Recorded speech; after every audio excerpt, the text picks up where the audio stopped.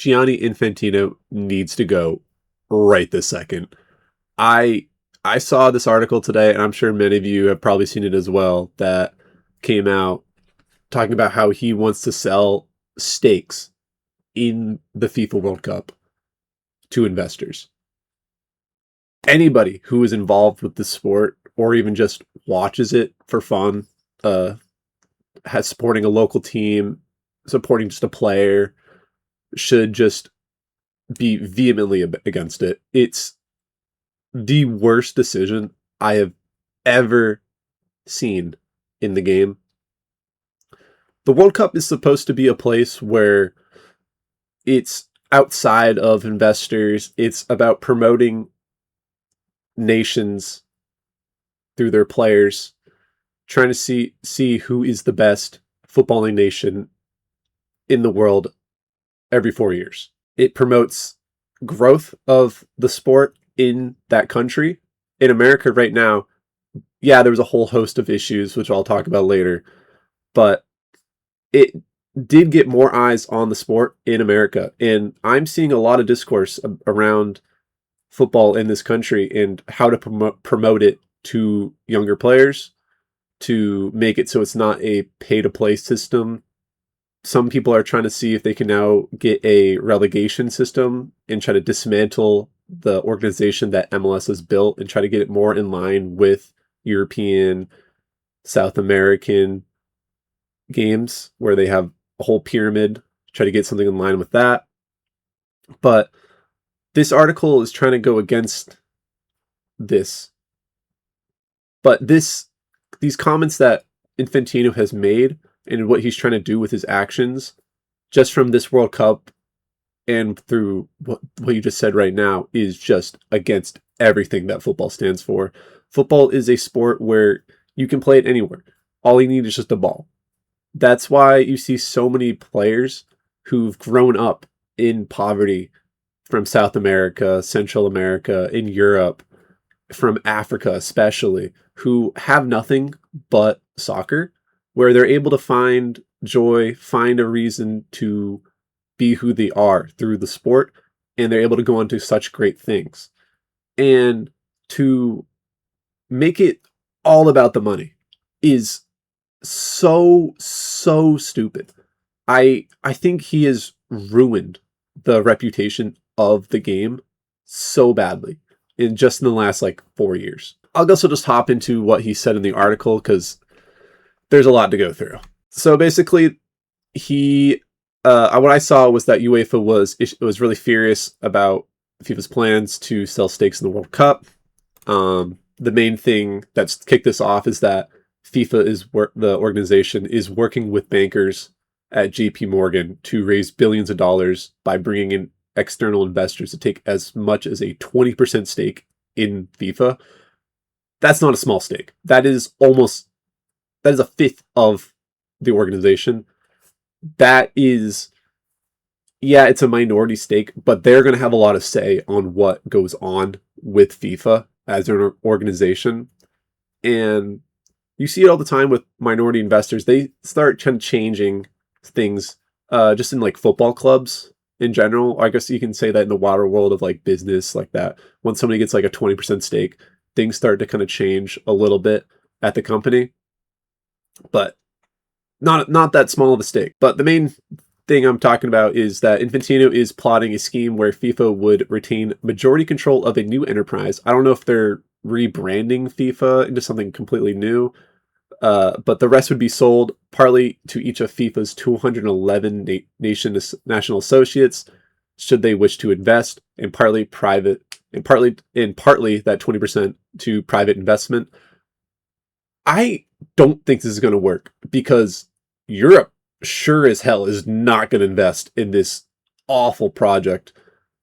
I think the Asian federations, will also be against this. I'm not sure about Africa. I'm pretty sure many of them won't invest in this. So who's left? America? I think they're the only people who probably going to invest in this. Maybe some of the smaller nations who rely heavily on the money that comes in with FIFA to develop their game. Maybe those Oceania nations and maybe some of those in the Caribbean. But the plan would see Infantino installed as the commissioner. Oh boy. Of the World Cup when his presidency finally ends in 2031, a position that would prove to be extremely lucrative.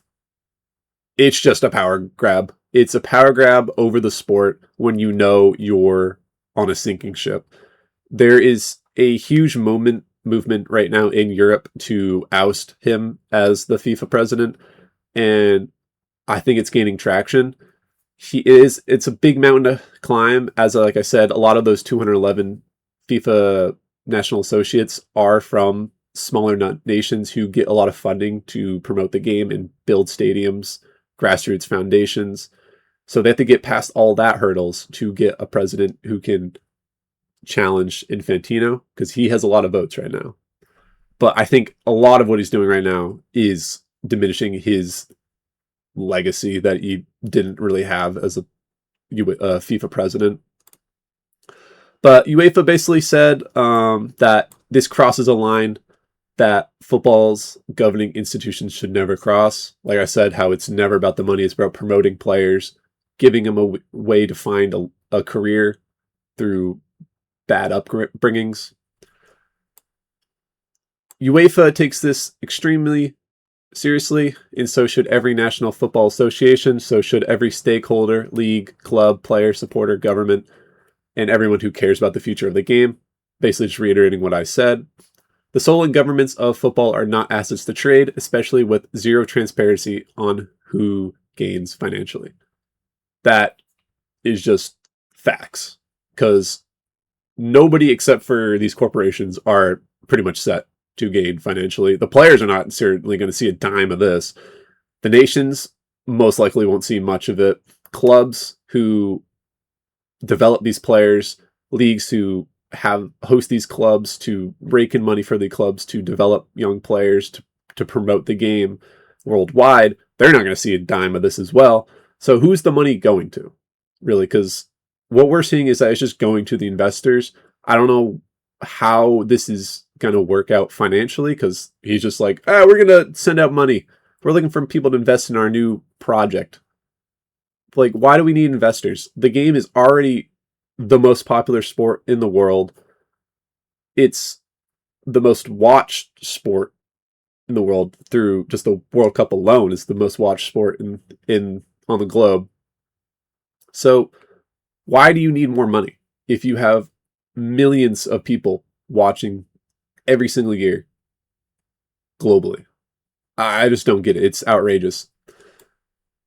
None of us are the owners of football, and it's not FIFA's to sell. Another good line. But the real kick in the teeth when I was reading this article is this line right here, that the investment would be led by Joshua Kushner, the brother of Jared Kushner, who is married to Donald Trump's daughter. And this would be through his Thrive Eternal Fund.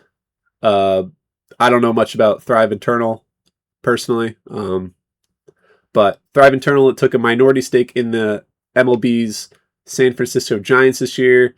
And former Walt Disney CEO Bob Iger serves as an advisor, I think, I can't remember I think it's to the Giants, or it might be to Thrive Eternal, I don't know. But FIFA's working with bankers at JP Morgan, I'm assuming alongside the Kushner family, to raise billions of dollars by bringing in external investors to raise a 20% stake, like I said earlier in this article.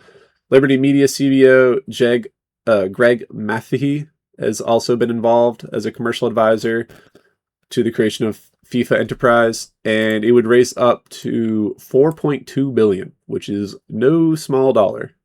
But based on an initial equity valuation of $20 billion by carefully selecting long-term investors who will purchase minority, non-controlling interests, all benefits will be reinvested back into football worldwide. We all know that's not happening. That is just a fluff piece to just kind of make the sting of what they're saying hurt less.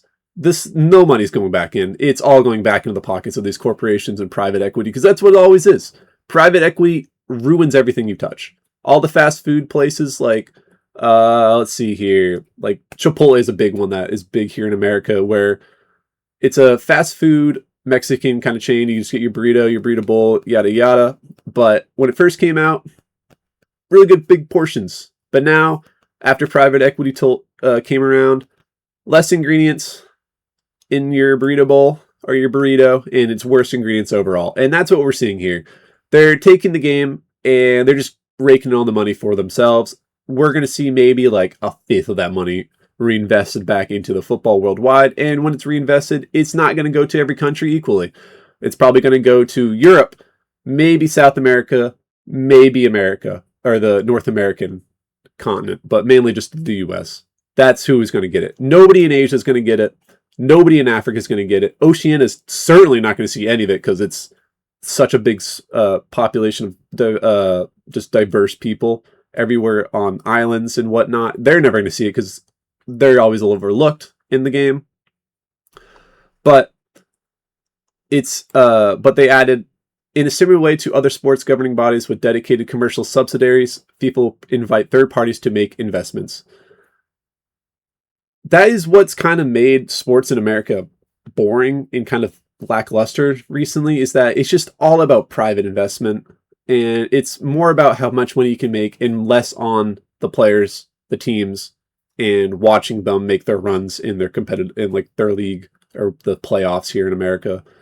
It's just pathetic what they're trying to do. It did say in the article that, and by comments made, that FIFA would retain sole control of the majority board representation and exclusive authority over football governance, competitions, the international match calendar, and all regulatory and sporting decisions.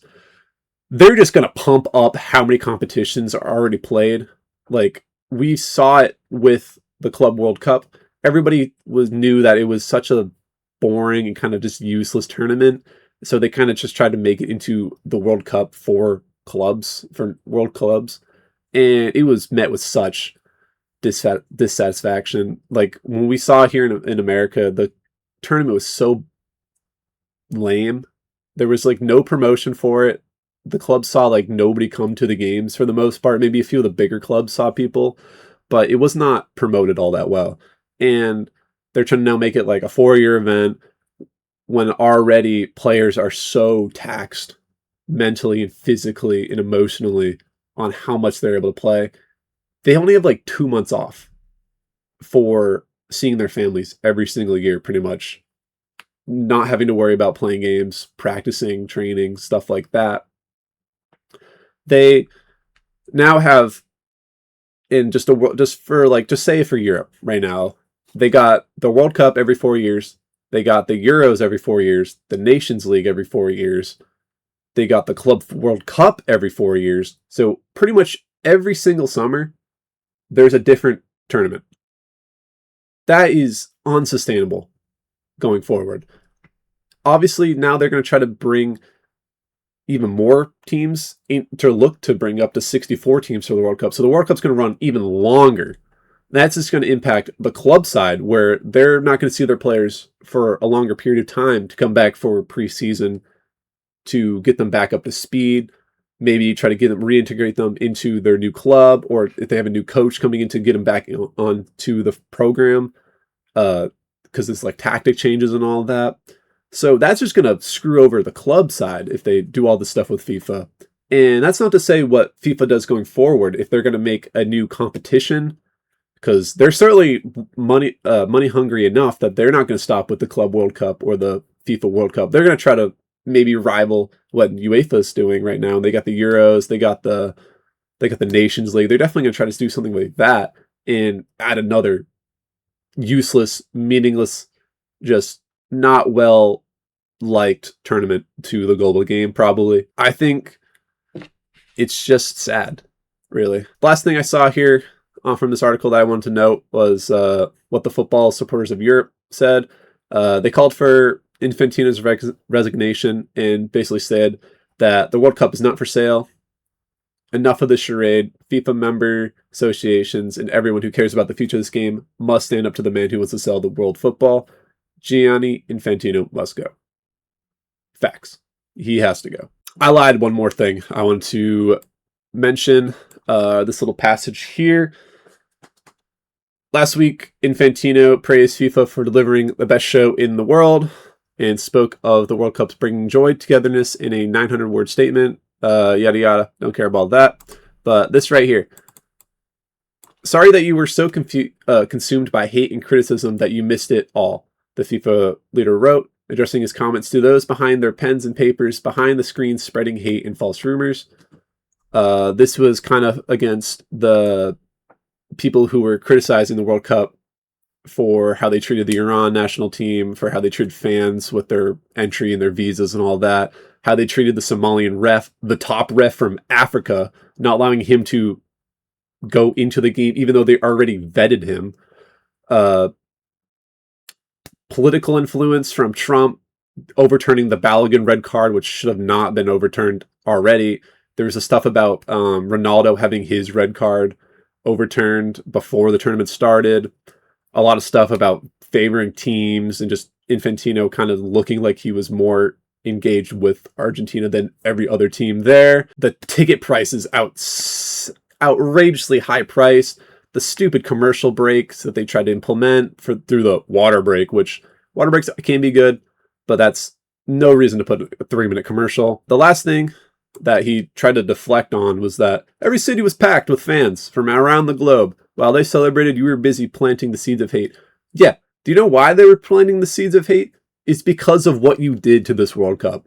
You made it about hate by putting it in a country who is going through such a political turmoil, both internally and globally, and had it so there were so many issues through what was stated in just this paragraph right here. This paragraph is not even the half of what went down behind the scenes before the World Cup and during the World Cup. There was so much stuff that everybody was rightfully criticizing Infantino for. Sure, there's probably some bad actors who obviously probably just did vile things on the internet towards him, towards his family, such like that. But there's a lot of genuine hate that is worthy. So he can't say this with a straight face because it's kind of ignoring everything else that was done around this World Cup. So a lot of rambling, but I'm sure many of you like me are passionate about the game and hate to see what is being done to this. I hope that he is voted out, and if he's not, that they just don't get enough investors for this and then it just doesn't go through. It would ruin the sport, and I'm pretty sure many would think themselves that it would also ruin the sport. But yeah, enough about that.